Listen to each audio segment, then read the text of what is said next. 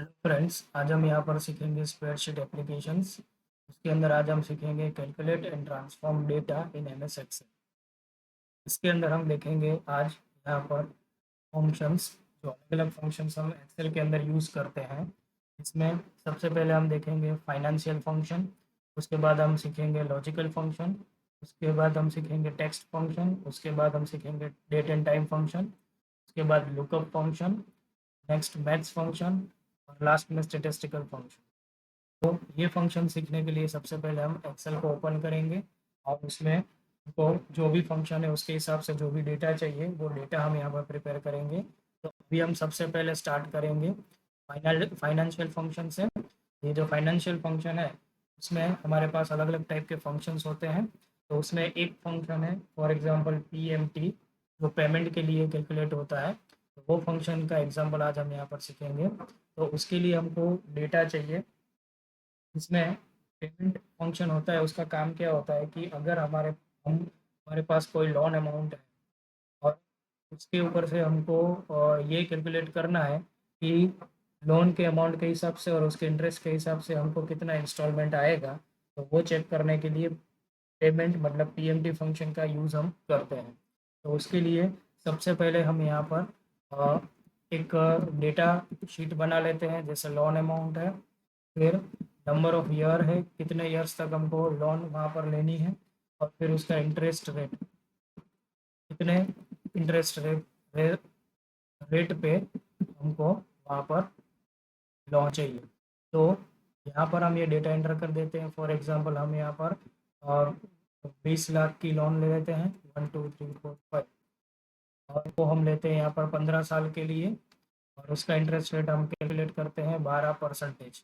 तो अगर हमें यहाँ पर इस तरह से कैलकुलेट करना है कि 12% के हिसाब से 15 साल तक अगर हम 20 लाख की लोन लें तो हमको कितना वहाँ पर इंस्टॉलमेंट आता है, तो उसके लिए हमको यहाँ पर इक्वेशन यूज़ करना है जिसका नाम है पेमेंट।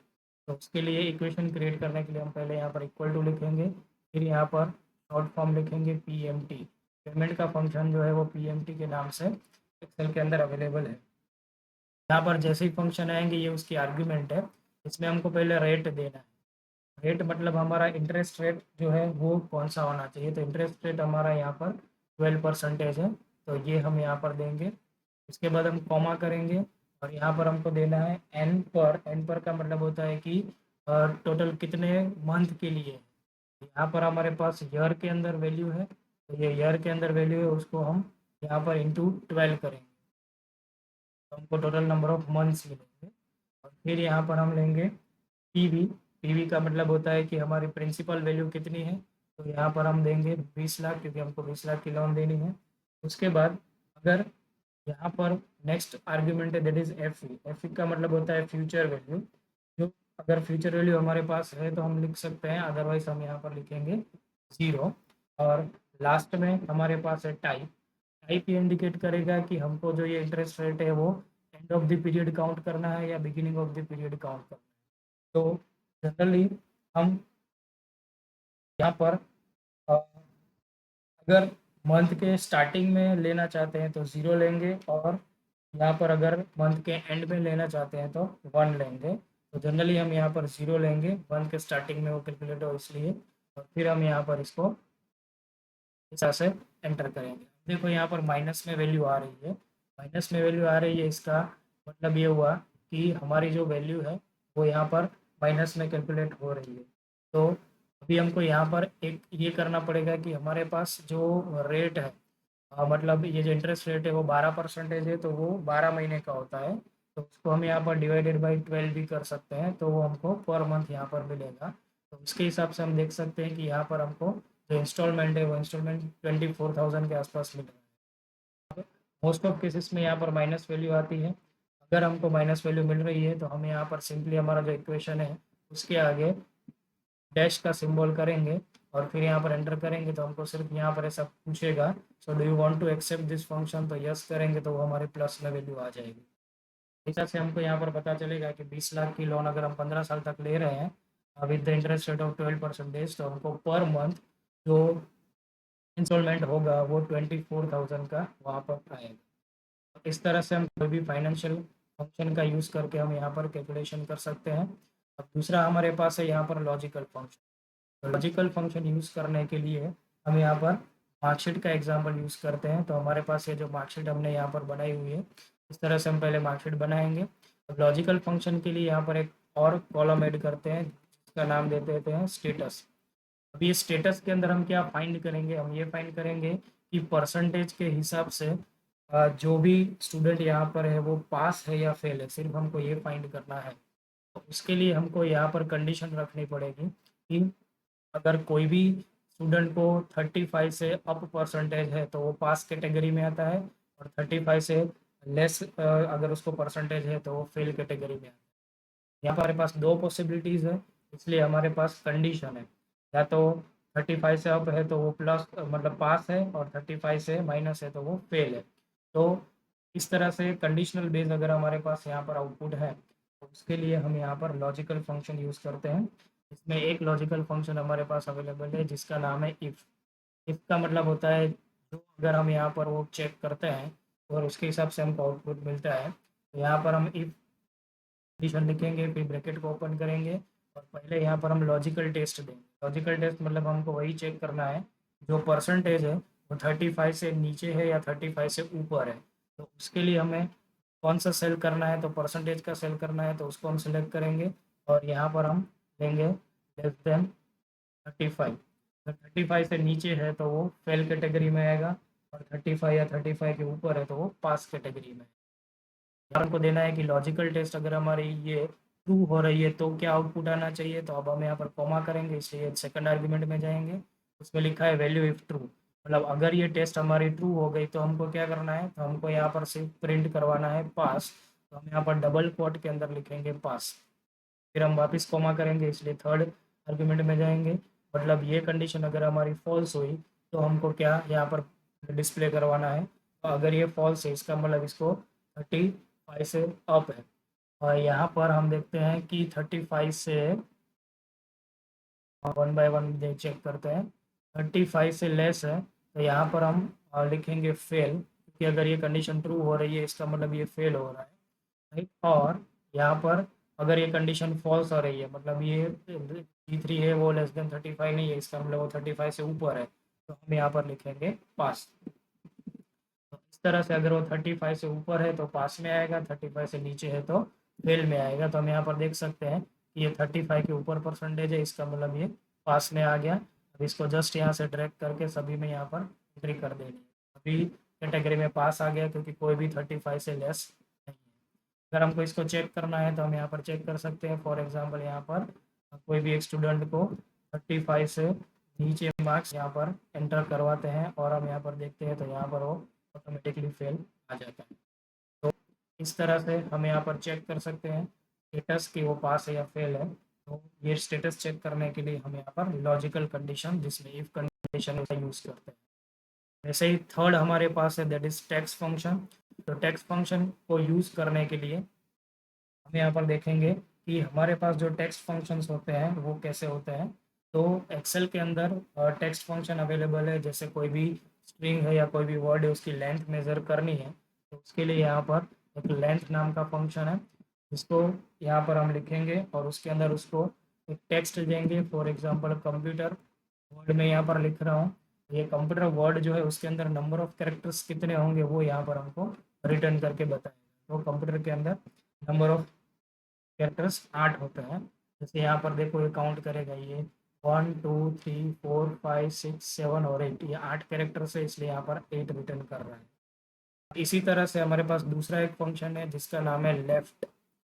लेफ्ट फंक्शन का काम क्या होता है कि जो भी हम टेक्स्ट इसको यहाँ पर देते हैं, तो ये जो टेक्स्ट है वो टेक्स्ट में लेफ्ट साइड से वो काउंट करके कितने नंबर ऑफ कैरेक्टर्स हमको चाहिए वो रिटर्न करके देता है। फॉर एग्जांपल मैं यहाँ पर 2 लिख रहा हूँ, तो यहाँ पर हमको कंप्यूटर में यहाँ पर फर्स्ट जो 2 कैरेक्टर्स होते हैं वो रिटर्न करके बताएगा। चलो एक हम यहाँ पर कॉमन स्ट्रिंग ले लेते हैं कंप्यूटर, और इसके ऊपर ही ये सब हम अप्लाई करते हैं। अब इसी तरह से थर्ड हमारे पास एग्जाम फंक्शन है जो है राइट। राइट फंक्शन का काम क्या है, तो वही जो भी हम टेक्स्ट यहाँ पर देंगे ये जो टेक्स्ट है वो टेक्स्ट का रेफरेंस देते हैं, यहाँ पर हम देंगे क्योंकि हमारा टेक्स्ट अभी F1 सेल में है तो ये रेफरेंस भी हम दे सकते हैं। और इसमें हम यहाँ पर लेते हैं 3, इसका मतलब ये हुआ कि राइट साइड से वो 3 कैरेक्टर काउंट करके हमको यहाँ पर रिटर्न करके देगा। तो यहाँ राइट साइड से 3 कैरेक्टर है TER, तो यहाँ पर वो रिटर्न करके देगा। इसी तरह से एक और फंक्शन है जो टेक्स्ट फंक्शन की कैटेगरी में आता है जिसका नाम है अपर। अपर फंक्शन का काम होता है कि उसके अंदर जो भी हम टेक्स्ट अप्लाई करते हैं वो स्मॉल लेटर में है तो उसको अपर में वो कन्वर्ट करें। हम देख सकते हैं कि यहाँ पर कंप्यूटर जो लिखा हुआ है वो स्मॉल लेटर्स में था, वो यहाँ पर कैपिटल लेटर्स में लिखा हुआ आ गया। अब इसी का ऑपोजिट फंक्शन है जिसका नाम है लोअर। लोअर का मतलब होता है कि जो भी कैरेक्टर हम उसको यहाँ पर देंगे, फॉर एग्जांपल यहाँ पर हम उसको कैपिटल में कंप्यूटर देते हैं तो उसको वो लोअर केस में कन्वर्ट करेगा। जो भी हमारा टेक्स्ट है वो लोअर केस में कन्वर्ट करेगा। इस तरह से हमारे पास ये बेसिक फंक्शन है जो टेक्स्ट फंक्शन की कैटेगरी है। अब ऐसे ही हमारे पास नेक्स्ट कैटेगरी के फंक्शन है डेट एंड टाइम फंक्शन।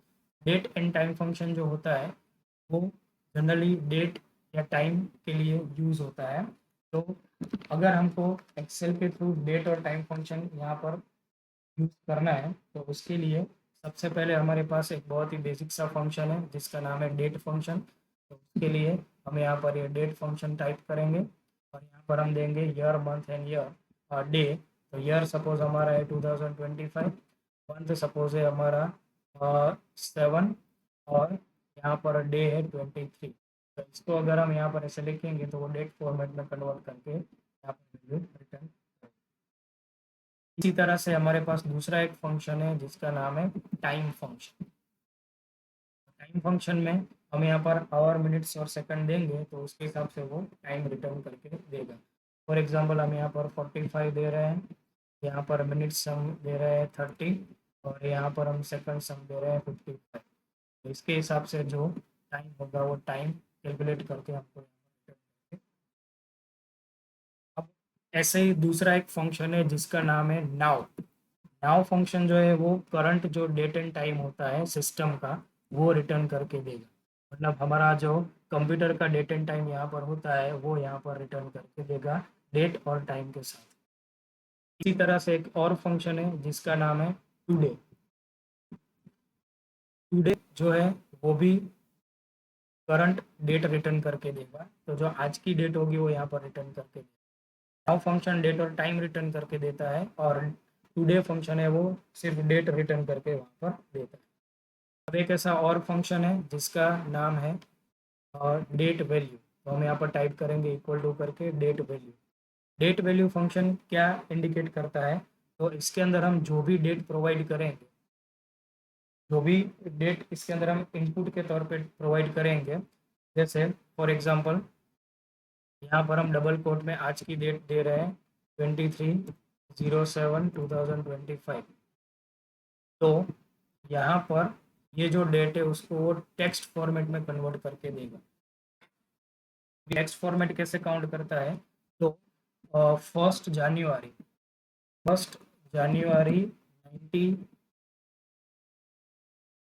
1900 से वो फर्स्ट डे काउंट करेगा। मतलब 1 जनवरी 1900 को फर्स्ट टेक्स्ट कंसिडर करेगा। उसके हिसाब से आज तक कितने यहाँ पर डेज हुए हैं वो यहाँ पर वो रिटर्न करके देता है। अब ऐसे ही यहाँ पर दूसरा फंक्शन है जिसका नाम है टाइम वैल्यू। तो इक्वल टू करके हम यहाँ पर वैल्यू असाइन करते हैं तो इसमें भी हम टाइम टेक्स्ट दे सकते हैं और मिनट सेकंड के हिसाब से हम यहाँ पर दे सकते हैं। तो उसके हिसाब से वो टाइम यहाँ पर रिटर्न करके देता है। तो जो भी टाइम यहाँ पर होगा वो टाइम उसके हिसाब से यहाँ पर वो देगा।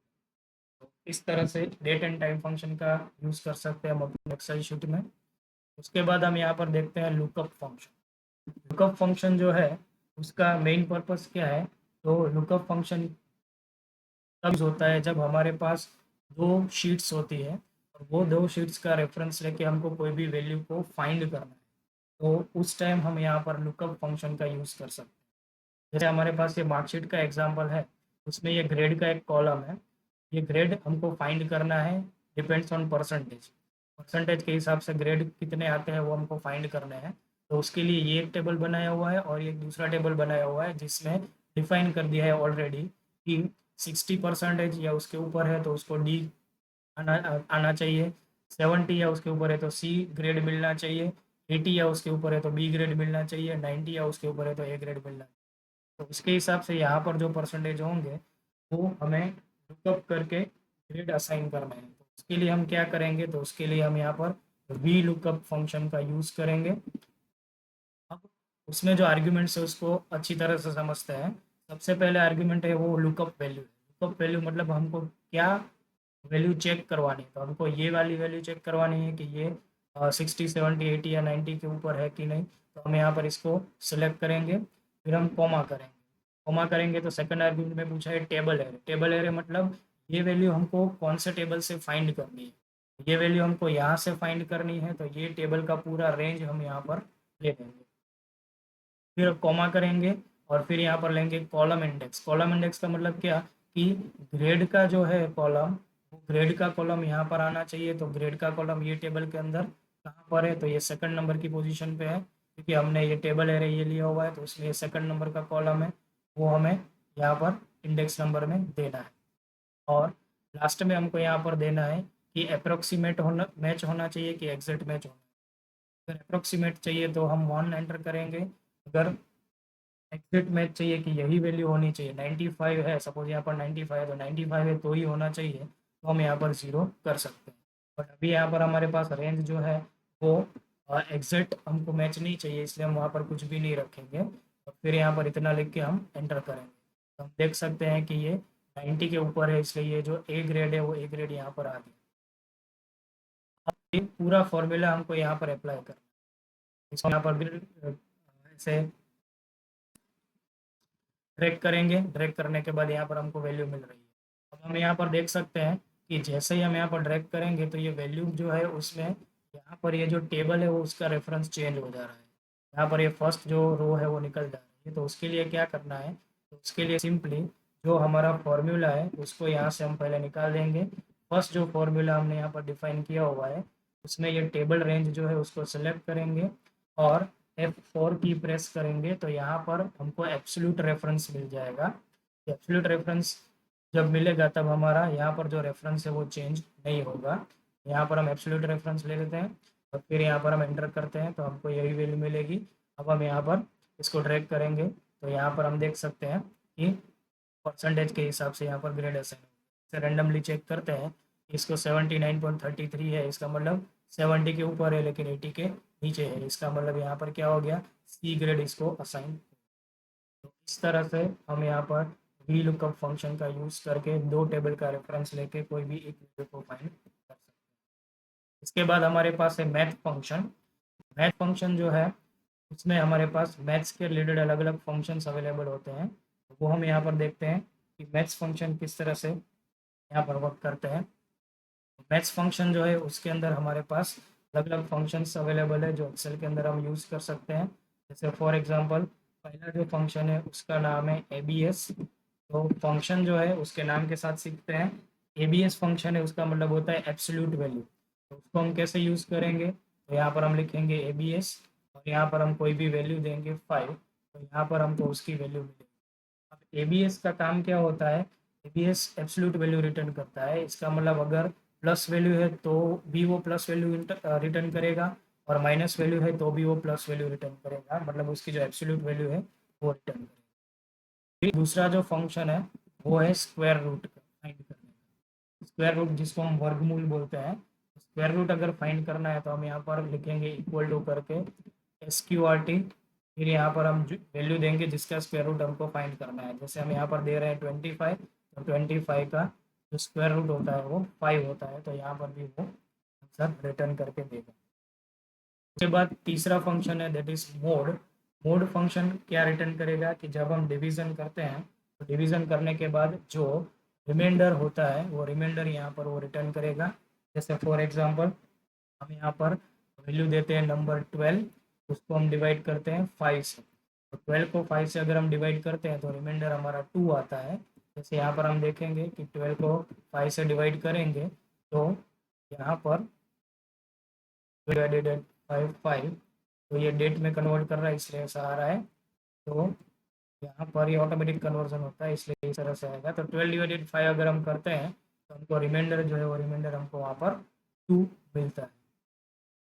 इसी तरह से एक तीसरा फंक्शन है जिसका नाम है इंटीजर। इंटीजर का मतलब होता है वो विदाउट फ्रैक्शनल वैल्यू, मतलब पॉइंट के बिना की वैल्यू है वो रिटर्न करेगा। सपोज मैं यहाँ पर लिखता हूँ 25.45, तो यहाँ पर हम इसको रिटर्न करेंगे तो ये 25 रिटर्न करेगा। अगर हमारे पास पॉइंट वाली वैल्यू है तो भी वो पॉइंट को यहाँ से डिस्कार्ड करके जो विदाउट पॉइंट वाली वैल्यू है वो रिटर्न कर। उसके बाद हमारे पास एक मैथ फंक्शन है जिसका नाम है राउंड फंक्शन। राउंड फंक्शन का काम होता है राउंडेड वैल्यू रिटर्न करना। जैसे यहाँ पर हम ये फंक्शन का यूज़ करते हैं। अब सपोज मैं यहाँ पर कोई भी वैल्यू रिटर्न एंटर करता हूँ, फॉर एग्जांपल 5.12, तो यहाँ पर वो रिटर्न करेगा इस तरह से। अब इसमें हमको यहाँ पर एक और आर्ग्यूमेंट एंटर करनी है कि नंबर ऑफ डिजिट्स कितने वहाँ पर चाहिए। यहाँ पर हम कॉमा करेंगे और यहाँ पर हम 1 करेंगे। तो यहाँ पर हमको पॉइंट के बाद कितने वैल्यूज़ हमको वहाँ पर चाहिए वो रिटर्न करके यहाँ पर देंगे। इसके बाद हमारे पास एक और फंक्शन है जो फाइंड करता है फैक्टोरियल।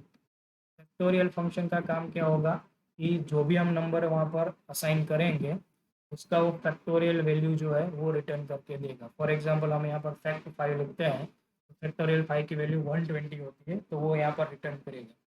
120 वैल्यू कैसे आई, तो फैक्टोरियल कैसे फाइंड होता है, तो जो भी नंबर हम इनपुट में देते हैं उसका एक माइनस कर करके हम वहाँ पर उसको मल्टीप्लाई करते हैं। जैसे इस तरह का आएगा यहाँ पर 5 इंटू 5-1, 5-1 मतलब 4 होता है। फिर इंटू 4 आया नया नंबर तो उसमें -1, तो इंटू 3 होता है, इंटू 2 और इंटू 1। मतलब जब तक 1 नहीं आ रहा है तब तक हम -1 करते करते जो भी नया नंबर आता है उसको हम मल्टीप्लाई करते जाते हैं, तब हमको ये वैल्यू मिलती है। तो इसको हम फैक्टोरियल वैल्यू बोलते हैं। इस तरह से हमको ये फैक्टोरियल वैल्यू फाइंड करके बताएं। तो इस तरह से हम ये मैथ्स फंक्शन एक्सेल के अंदर यूज़ कर सकते हैं। मैथ्स के बाद यहाँ पर है स्टैटिस्टिकल फंक्शन। स्टैटिस्टिकल फंक्शन की कैटेगरी में हमारे पास अलग अलग फंक्शंस हैं। जैसे जो स्टैटिस्टिकल फंक्शन है उसके अंदर यहाँ पर सबसे पहला हमारे पास फंक्शन है जिसका नाम है मैक्स। मैक्स का मतलब होता है कि हम उसको इनपुट में जो भी वैल्यू देते हैं उसमें मैक्सिमम वैल्यू कौन सी है वो फाइंड करके देगा। जैसे फॉर एग्जांपल हम यहाँ पर लेते हैं मैक्स और यहाँ पर हम नंबर्स दे देते हैं उसको 55, 25, 78, ऐसे रैंडम नंबर अगर हम इसको दे देते हैं और फिर यहाँ पर हम एंटर करते हैं तो इसमें से जो भी मैक्सिमम नंबर होगा वो फाइंड करके। इसी तरह से दूसरा फंक्शन है जिसका नाम है मीन। दैट मीन्स वो मिनिमम वैल्यू रिटर्न करेगा। तो यहाँ पर हम लिखेंगे इक्वल टू मीन और यहाँ पर हम कोई भी नंबर दे देते हैं रैंडमली, तो हमको पता चलेगा कि इसके अंदर से जो मिनिमम वैल्यू है वो कौन सी है वो रिटर्न करके। इसी तरह से एक और फंक्शन है स्टैटिस्टिकल फंक्शन जिसका नाम है एवरेज। तो उसको यूज़ करना है तो हम यहाँ पर लिखेंगे इक्वल टू एवरेज फंक्शन और यहाँ पर हम कोई भी नंबर देंगे। फॉर एग्जांपल हम देते हैं 45, 65, 55, तो जितने भी नंबर्स देने होते हैं उतने दे सकते हैं। ये तीनों नंबर का जो एवरेज है 45, 65 और 85 का जो भी एवरेज नंबर होगा वो यहाँ पर रिटर्न करके। इसके बाद हमारे पास फंक्शन है जिसका नाम है काउंट। काउंट का नाम का जो फंक्शन है वो वहाँ पर हमको टोटल नंबर ऑफ एंट्रीज कितनी है वो काउंट करके बताएगा। जैसे हम यहाँ पर लिखते हैं इक्वल टू करके काउंट और यहाँ पर हम एंट्री करते हैं वैल्यू, लाइक 2 है, 7 है, 8 है। इस तरह से हम वैल्यू एंटर करते हैं तो यहाँ पर हमको 3 रिटर्न करके। क्यों 3 रिटर्न किया, क्योंकि ये 1, 2 और 3 तीन वैल्यूज हमने एंटर की है, इसलिए यहाँ पर वो 3 रिटर्न करके। इस तरह से एक और नॉर्मल स्टेटिस्टिकल फंक्शन है जिसका नाम है सम। तो अगर हमको वहाँ पर नंबर का सम करना है तो हमें यहाँ पर ये सम फंक्शन यूज़ करते हैं। जैसे फॉर एग्जांपल मुझे 45, 87, 36 ऐसे ये नंबर का सम चाहिए, ये तीनों नंबर का सम जो भी आएगा वो सम यहाँ पर है। इसी तरह से एक और फंक्शन है जिसका नाम है प्रोडक्ट। प्रोडक्ट का मतलब होता है कि जो मल्टीप्लिकेशन हम करते हैं, मल्टीप्लिकेशन करके जो प्रोडक्ट होती है वो रिटर्न करेगा। तो इसके लिए हमारे पास फंक्शन है इक्वल टू करके, यहाँ पर हम टाइप करेंगे प्रोडक्ट और प्रोडक्ट के अंदर हम नंबर देंगे, जैसे हमको करना है 5 कोमा करके 2, मतलब 5 इंटू 2 करके ये रिटर्न करेगा 10। इस तरह से जो भी नंबर, जितने भी नंबर हम देंगे उसको मल्टीप्लाई करके उसकी वैल्यू, मतलब जो प्रोडक्ट वैल्यू है वो रिटर्न करके देगा। तो इस तरह से हमने यहाँ पर सीखे स्टेटिस्टिकल फॉर्म। Watching video.